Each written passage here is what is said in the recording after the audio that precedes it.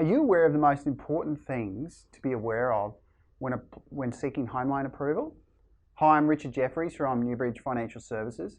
In this really short video, we're going to give you the 5 biggest tips to be aware of so that it's easier for you and quicker to get finance approval. So the first tip that we can give you is make sure that your budget that the bank will ask you to provide matches what you're spending out of your account. And what we mean by that is the bank will get you to complete a really detailed budget covering your groceries, your utilities, your entertainment, what you spend on education for children, etc. And then they'll often see how that compares against what you're spending out of your everyday living account. And they'll look at that usually over the last 3 months. So you want to make sure that those two figures match up or are very close at the very least. The second tip that we can give you is to make sure that your accounts and your loans are up to date. So what do we mean there? We mean if you've got any personal loans or car loans, make sure that you're making those repayments on time, and in particular you're not being charged any late fees. If you've got credit cards, make sure that you're paying those back on time as well. Banks really don't like to see that you've been overdue on your credit card due date. And make sure you stay within the limits too. So if you have a $10,000 credit limit, you don't want to be spending over that because that will really go against you on your application. The third tip, make sure you've got a good strong savings history, particularly 3 months before your application. That's really the critical point for banks, is that 3 months before you lodge an application or your broker or bank does it for you, to have a really solid savings history.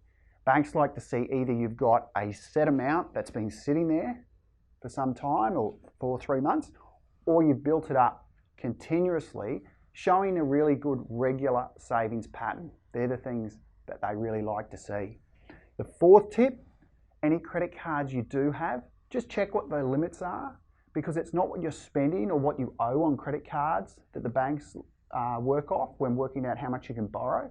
It's what your limits are. So you might only be spending $2,000 or $3,000 every month on your credit card and paying that off every month and having it very much in control. But if the limits are up near $20,000 or $30,000, the banks are going to work off that figure when working out how much you can borrow. So if you're not using anywhere near what your limits are, it may be best to reduce them, which will increase your borrowing power.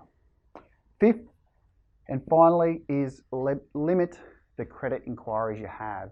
What we mean there is whenever you apply for finance or even a mobile phone contract, that provider or bank will make an inquiry to say you've made an application with them for finance or a contract, and they want to review your credit file. So that gets listed as an inquiry, and then the next place that you go to for finance or a credit application will be able to see that previous inquiry that was made. So you want to limit those. The banks don't like to see that you've got 10 or 15 credit inquiries over a 6-month period. So just be really wary about making credit card applications, because each one will get listed on your credit file, and that can go against you if there's too many. I'm Richard Jeffries from Newbridge Financial Services. Really hope these 5 tips have been of value for you. If you'd like to arrange a pre-approval, or you'd like to find out how much you can borrow to purchase a property or look at refinancing options, you can get in contact with us via our website at www.nbfs.com.au. Thanks very much.